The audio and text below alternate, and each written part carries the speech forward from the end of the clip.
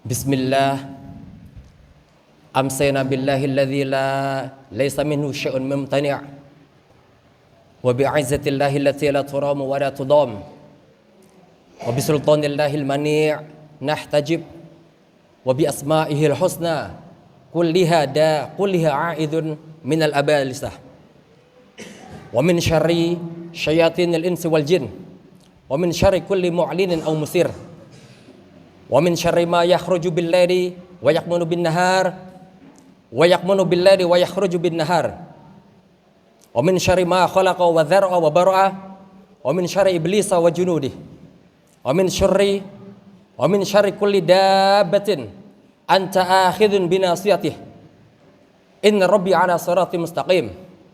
A'udzu billah bima sta'adza bihi Musa wa Isa wa Ibrahimul ladzi wafa. Wa min syarri ma khalaqa wa dzar'a wa bar'a wa min syarri iblisa wa junudih wa min syarri ma yabgha. Bismillahirrahmanirrahim.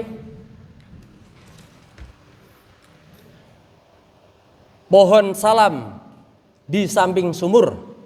Yang jawab salam mudah-mudahan panjang umur. Pohon salam, pohon sawit. Yang jawab salam mudah-mudahan banyak duit. Assalamualaikum warahmatullahi wabarakatuh.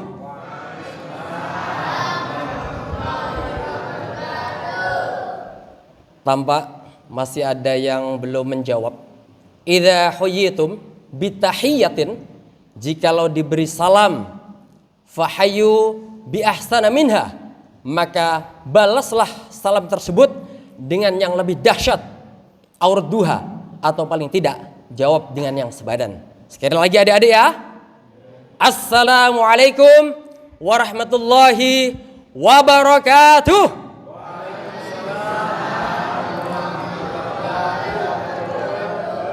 Mantap, kompak jamaahnya. Alhamdulillahirabbil alamin wa bihi nasta'in ala umurid dunya waddin. Wassalatu wassalamu ala asyrafil anbiya'i wal mursalin. Allahumma salli ala sayyidina Muhammad al-habibil mahbub syafil ilal mufarrijil kurub wa ala alihi wa sahbihi wa baraka wa sallam. Rabbi syrah li sadri wa yassir li amri wahlul 'uqdatam min lisani yafqahu qawli. Yang kami muliakan para kuyaha, para kiai yang selalu membimbing kita anak-anak muda, para alim ulama yang selalu mengajarkan kita-kita di Mushola Darussalam ini, Bapak Ibu, Mbah-mbah, Mbah Kakung dan Mbah Putri. Yang kedua, yang kami hormati Bapak Ketua Takmir Mushola Darussalam beserta jajarannya yang solid dan dahsyat. Bukti kesolidan dan kedahsyatan takmir masjid mushola, takmir Mushola Darussalam adalah dalam 3 tahun ini bila kita sama-sama memantau berbagai macam kegiatan dan penambahan infrastruktur kita dapati. Dan yang ketiga, yang kami cintai, adik-adik yang masih remaja, adik-adik yang masih bocil, bocah cilik, yang menjadi cikal bakal generasi penerus dan generasi takmir Mushola Darussalam ini, yang akan memakmurkan dan membuat semarak kegiatan-kegiatan di Mushola Darussalam. Syubbanul yaum rijalul ghad. Syubbanul yaum rijalul ghad. Boleh jadi sekarang masih SD, masih SMP, masih SMA, masih juga jomblo.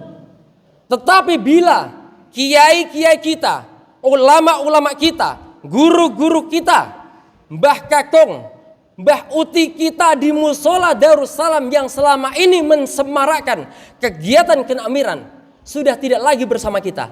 Lalu siapa lagi yang akan memakmurkan musola kita, Musola Darussalam tercinta ini? Bukankah adik-adik betul? Adik-adik dengarkan. Syubbanul yaum rijalul ghad. Inna fi yadikum amral ummah. Inna sesungguhnya fi yadikum di tangan kalianlah amral ummah, urusan umat, urusan Musola Darussalam.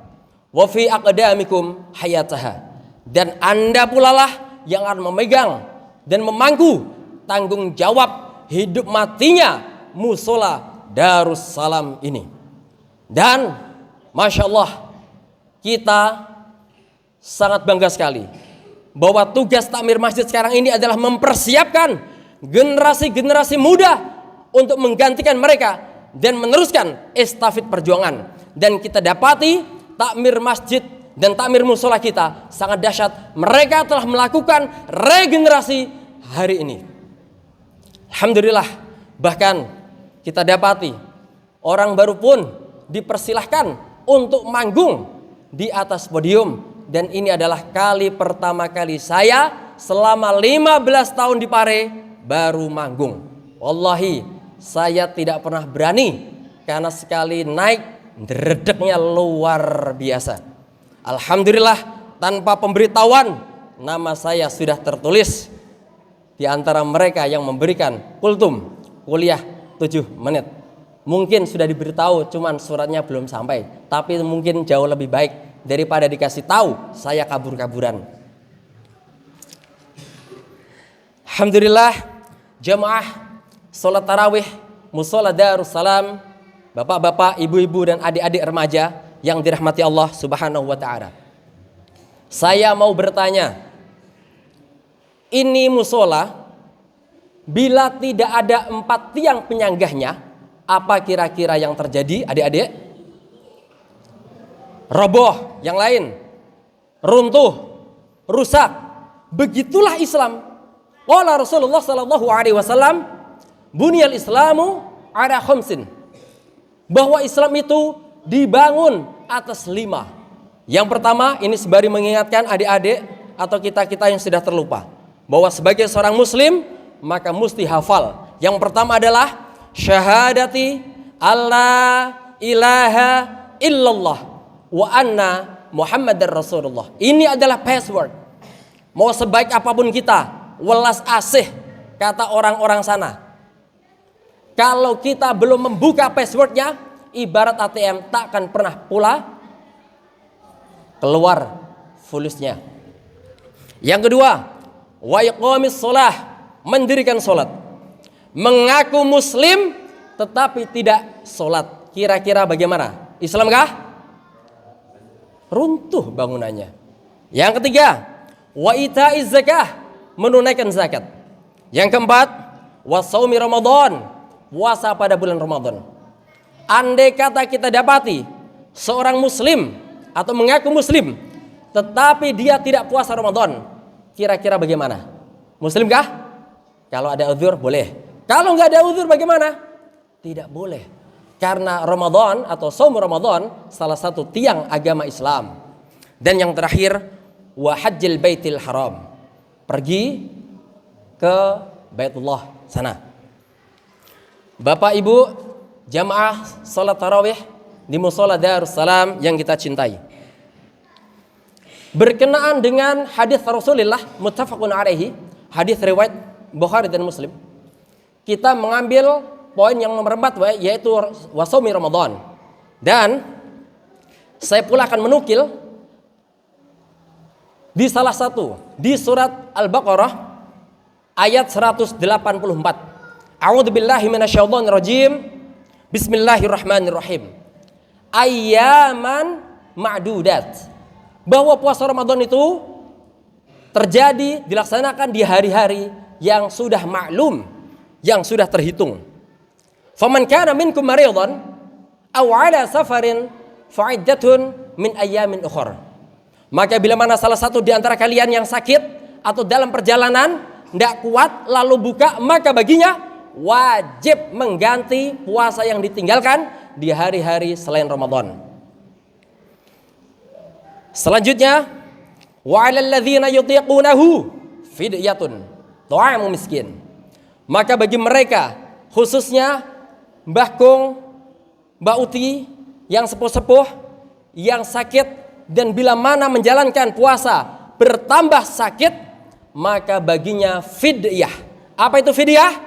Ta'amu miskin, yaitu memberikan makanan kepada orang-orang miskin.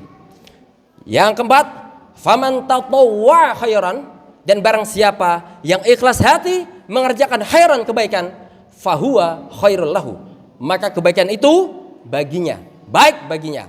Yang infak tambah infak, sedekahnya digenjot, sholatnya mantap, baca Qur'annya yang biasanya ya hanya 1 juz menjadi 2 juz dan berlipat-lipat semua amalannya, maka itu akan kembali kepadanya. Dan yang terakhir, wantasumu khairul lakum in kuntum ta'lamun, dan berpuasalah, maka puasa itu lebih baik bagi kalian bila kalian mengetahui. Maka poin nomor 5 ini, wantasumu khairul lakum in kuntum ta'lamun, yang sedikit akan kita kulik. Maka diambil dari hadis Nabi sallallahu alaihi wasallam dan firman Allah di dalam Al-Qur'an surat Al-Baqarah ayat 184, maka izinkan saya Mr. Nyoks dilahu ya Pap Copaye untuk memberikan tema pada malam hari ini di dalam kultum ceramah dengan judul korelasi Ramadan, korelasi puasa Ramadan dengan kesehatan. Bapak Ibu jamaah salat tarawih di Mushola Darussalam, di dalam sebuah penelitian yang dilakukan oleh seorang mu'alaf berkebangsaan Jepang, namanya Profesor Dr. Hendy. Ngapunten, ada yang sudah pernah kenal mungkin ngopi-ngopi dengan beliau? Belum ya? Dan konon katanya beliau sekarang tinggal di kota Kyoto. Ada juga yang sudah pergi ke sana, adik-adik. Tahu ya Kyoto ya? Tolong rejo ke kanan dikit itu, lurus ada alun-alun 12 ke sana. Negara Jepang, kota Kyoto. Beliau mengatakan setidaknya ada 2 nanti yang akan saya tampilkan. Yang pertama adalah tanpa sadar ketika kita memasukkan makanan dan minuman, itu kita sebenarnya juga sedang memasukkan penyakit. Pertanyaannya berapa penyakit? Maka kata beliau, setelah diteliti ada 45 penyakit atau ragam penyakit yang kita masukkan setiap harinya di dalam tubuh kita.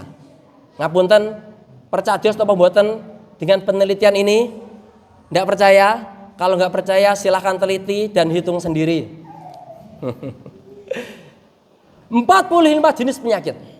Bisa bayangkan kalau satu hari terjadi 45 macam penyakit yang kita masukkan dalam tubuh kita. Dan sedangkan dalam 1 tahun ada 365 hari. Mari kita kalikan. 365 hari dikali 45 macam penyakit. Kira-kira ada berapa totalnya? Yuk, yang ahli matematika? Saya sih nggak ahli. Ada yang ahli? Ya, manut mawon ya. Jumlahnya adalah 16.425 macam penyakit. Loh, kok bisa begitu Mr. Nyoks? Ya, katanya makanan kita pada hari ini itu sudah luar biasa bercampur baur. Dengan apa? 1, pengawet. Betul? Yang kedua, pewarna. Betul? Yang ketiga, apa? Penyedap. Betul? Kita lihat ayam yang sering kita makan agar cepat gemuk besar diapain? Nah, betul. Padi-padi kita, sayur-sayur kita biar fresh, tidak kena hama, diapain? Masya Allah. Minuman-minuman anak-anak kita di SD SMP kita, apa enggak bercampur dengan warna-warni yang mungkin kita tidak tahu? Maka penelitian tersebut mengatakan bahwa setiap hari makanan dan minuman yang kita konsumsi setidaknya tidak lepas dari 45 macam penyakit. Nah, ibu-ibu, bapak-bapak, adik-adik, jamaah salat tarawih yang dirahmati Allah. Yang kedua, Profesor Dr. Hendy tersebut juga mengatakan bahwa perut kita ini ibarat lautan yang menjadi muara akhir dari sungai-sungai di seluruh dunia yang membawa kotoran-kotoran, limbah-limbah dan segala macam zat yang tidak baik. Lalu dimuarakan. Muara terakhirnya di mana? Di laut. Dan laut itulah seperti halnya perut kita. Bila mana Allah Subhanahu wa ta'ala tidak menganugerahkan lautan itu mengandung asin, garam, maka ketika semua zat-zat buruk, sampah-sampah, dan apa yang kita sebutkan tadi, limbah-limbah dari pabrik-pabrik, lalu tidak bisa dinetralisir, diantioksidan oleh air garam tersebut, maka apa yang terjadi? Laut akan membusuk. Hembusan angin yang membawa bau busuk tersebut yang dibawa ke darat lalu dihisap, dihirup oleh manusia, maka apa yang terjadi? Di tepi-tepi bantaran, bukan hanya sungai, tetapi juga laut. Bagaimana keadaan mereka? Masya Allah, banyak penyakit-penyakit yang menjangkiti. Maka perut kita di dalam 1 tahun, 12 bulan, 365 hari, bila tidak di stop, maka apa yang terjadi? Bermuncullah penyakit-penyakit yang tidak kita harapkan. Ada penyakit diabetes, kolesterol, terus apa lagi? Pusing-pusing, encok, ya, darah mengental, dan berbagai macam. Dan ini akan kita bahas esok hari. Tentunya kultum ini tidak bisa dipanjang-panjangin karena memang kultum adalah kuliah 7 menit. Nah, bapak-bapak, ibu-ibu yang dirahmati Allah Subhanahu wa ta'ala, mari kita jadikan Ramadan tahun 2023 ini berkualitas. Sebab belum tentu kita ketika berharap untuk mendapatkan Ramadan tahun depan kita dapatkan. Ingat, tahun lalu pada tahun 2022 kita berharap dan berdoa kepada Allah Subhanahu wa ta'ala untuk Allah memberikan kesempatan kita bertemu dengan Ramadan tahun ini, tapi nyatanya ada sebagian kita telah mendahului.